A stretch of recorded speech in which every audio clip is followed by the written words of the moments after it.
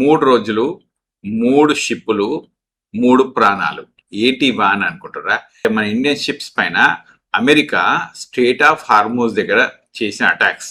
June 8 ఒకటి attack, June 10 రెండో attack.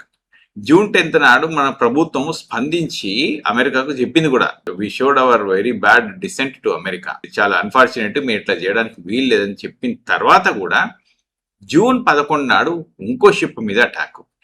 ఈ జూన్ 8 నాడు జరిగిన దాంట్లో ఏమైందంటే ఒక 24 మందిని రెస్క్యూ చేయాల్సి వచ్చింది. ఎవరు చేసిండ్రు అంటే ఇది ఒమాన్ నుంచి బయలుదేరిన షిప్. అయితే దీంట్లో కొంత ప్రాబ్లమ్స్ కూడా ఉన్నాయి. ఏమున్నాయంటే ఇది కొన్ని లిస్ట్ ఆఫ్ థింగ్స్ ఇరాన్ నుంచి కొనుక్కోవద్దు అని ఉంది.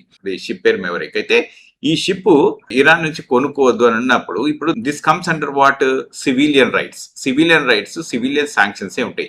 అంతేగాని సివిలియన్ రైట్స్, సివిలియన్ శాంక్షన్స్ ఉన్నప్పుడు పెనాల్టీలు వేస్తారు, లేకుంటే కార్గో దగ్గర దింపనియరు, లేకుంటే ఇంకా అసలు వాళ్ళతో ఫైన్లు కట్టించుకుంటారు. అంతేగాని వీళ్ళ ప్రాణాలు తీయడానికి మాత్రం ఎవరికి అధికారం లేదు. ఎందుకంటే వీళ్ళు ఎవరు తీవ్రవాదులు కాదు. మరి ఇంత అయినప్పుడు ప్రభుత్వం ఏం చేయాలి? ప్రభుత్వం అనేది తప్పకుండా క్వశ్చన్ చేయాలి. ఎవరిని క్వశ్చన్ చేయాలి అంటే అమెరికన్ గవర్నమెంట్ క్వశ్చన్ చేయాలి. మరి క్వశ్చన్ చేస్తే సరిపోతుందా అంటే మేబీ సరిపోతలేదు కావచ్చు. మరి అప్పుడు ఏం చేయాలి మనం? India removes US embassy security barriers in spot. దేనికోసం స్పాట్? ఎక్కడైనా స్పాట్ అంటే ఇది ఏమైంది అంటే 2013లో దేవయాని కోబ్రగాడి అని మన ఇండియన్ అంబాసిడర్ అనమాట, ఇక్కడికి అమెరికాకి.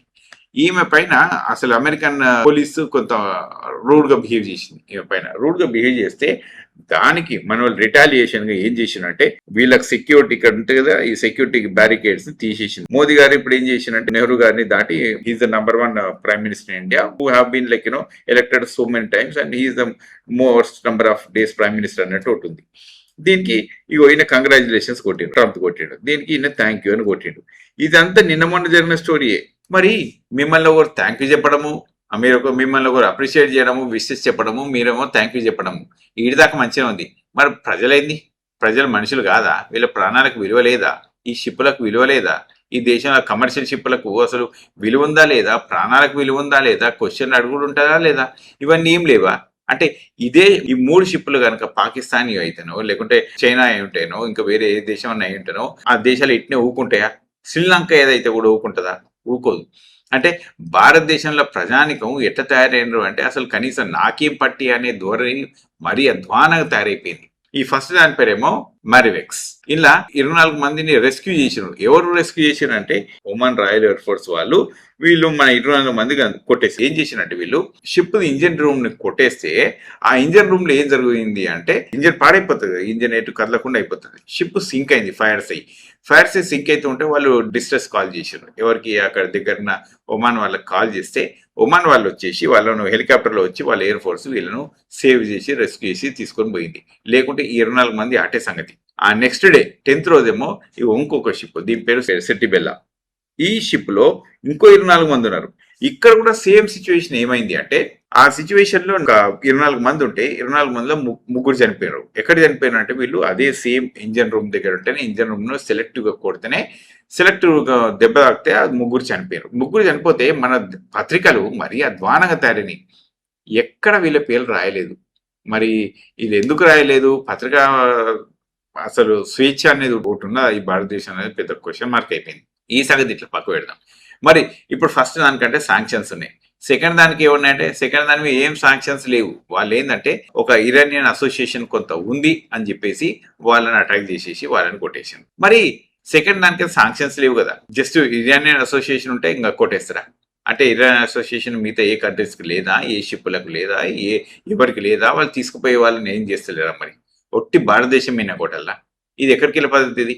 తర్వాత మూడోది దీని పేరు జల్వీర్, రేవంత్ రోజు జరిగింది అనమాట. సో జల్వీర్ లో ఏమైందంటే ఇండియన్ షిప్ ని కొడితే సేమ్ సిచ్యువేషన్. మళ్ళా ఏమైంది? ఆ లొకేషన్ లే కొట్టాను. ఇక్కడ ఇంజన్ ఉండే లొకేషన్ లో కొట్టేస్తే ఇంజన్ ఉండే లొకేషన్ లో మళ్ళా అసలు 24 మందిని రెస్క్యూ చేయాల్సి వచ్చింది. ఎవరు 24 మందిని రెస్క్యూ చేసిందంటే మళ్ళీ same royal air force of Oman వాళ్ళే రెస్క్యూ చేశారు. అంటే స్ట్రెయిట్ ఆఫ్ హార్మోజ్ నుంచి మనల్ని బిజినెస్ చేయనిస్తలేరు. ఒకటే ఆన్సర్. అటు అమెరికా చేయనిస్తలేదు, ఇటు ఇరాన్ వాళ్ళు ఇస్తలేరు. ఇంకా ఏమో గందరగోళ పరిస్థితుంది ఇప్పుడు మనది. అవునా? మరి దీనికి మన భారత ప్రభుత్వం ఎట్లా యాక్ట్ చేయాలి అంటే బలంగా యాక్ట్ చేయాలి. ఎందుకు ఇట్లా చేస్తారు, మా దేశం మీద ఎందుకు కొట్లాడుతారు అని చెప్పి మిగతా దేశాలు అయితే కొట్లాటకే పోతారు కదా. మరి మనం ఏం చేసినాం? థ్యాంక్ యూ చెప్పుకోవడం, విషెస్ చెప్పుకోవడం ఇక్కడ అయిపోతుంది. దీన్ని అసలు ఏమంటారు, దీన్ని ఏ లెక్క ప్రకారం భారతదేశం గొప్ప అని చెప్పుకుంటాం, అసలు బట్టలు చింపుకొని తిరుగుతూ ఉంటాం, మనం బొచ్చు పిచ్చుకుంటూ తిరుగుతాం, నాకైతే అర్థం కాదు. ఓకే, దీనికి రకరకాల పేర్లు పెడతాం, విశ్వగురు అంటాం, ఏందో అంటాం. కనీసం ప్రాణాలు పోతే వాళ్ళు ఎవరు మిలిటెంట్లు కాదు అక్కడ, ఇవేవి ఒక మిలిటెంట్ బిజినెస్లు కావు, ఇవి కమర్షియల్ క్యారియర్స్ ఇవన్నీ. ఈ సీ ఫేరర్స్ కమర్షియల్ బిజినెస్ చేసుకునే వాళ్ళను వాళ్ళ బిజినెస్లలో కూలగొట్టేసి, వాళ్ళ షిప్పుల్ని కూలగొట్టేసి, వాళ్ళని చంపేస్తే కూడా మన భారతదేశం ఒక్క మాట మాట్లాడతలేదు ప్రభుత్వం బలంగా. మరి మాట్లాడతలేదా జీరో అని అంటే అట్లేం లేదు, మాట్లాడిందిలే కానీ which is not good enough. Okay, వాళ్ళు యుఎస్ డిప్లొమాట్ని పిలిచి వాళ్ళకి సమస్య జారీ చేశారు అంతే. అది ఏమంత పెద్ద విషయం అది? That is not how it should be done. ఇంకా కొంత గట్టిగా రిటాలియేట్ చేయాలి. మన ప్రాణాలకు విలువ ఉంటుంది, మన దేశానికి విలువ ఉంటుంది, మన దేశంలో ఉన్న పౌరులకు విలువ ఉంటుంది. ఎందుకంటే వాళ్ళందరినీ కూడా మనం ఇప్పుడు భారతదేశంలో ఒకటి చూసుకుంటే కుటుంబ వ్యవస్థ పెద్దగా ఉంటుంది. ఒకరికి తండ్రి అయి ఉంటాడు, ఒకరికి కొడుకు అయి ఉంటాడు, ఒకరికి భార్య అయి ఉంటాడు, రకరకాలుగా ఉంటుంది వాళ్ళ రోల్స్. మరి వాళ్ళ రోల్స్ జెన్యున్గా వాళ్ళు ఉద్యోగాలు చేసుకునే వాళ్ళను ఈ అమెరికన్ వార్ఫేర్స్ వచ్చేసి కొట్టేస్తే ఇది ఎంతవరకు న్యాయమో మనం ఒక్కసారి ఆలోచించుకోవాలి. మన ప్రాణం ఒక్కటి మంచిగా ఉంటే సరిపోదు, దేశం కూడా బాగుండాలి, దేశంకు విలువ కూడా ఉండాలి. లేకుంటే అసలు ప్రపంచంలో మనకి ఎవ్వరు విలువనియ్యరు. ఇది అమెరికా అయినా సరే ఎవరైనా సరే మనం మాట్లాడాల్సిన మాట బలంగానే ఉండాలి. ఇది తప్పు అని ఖచ్చితంగా చెప్పగలగాలి.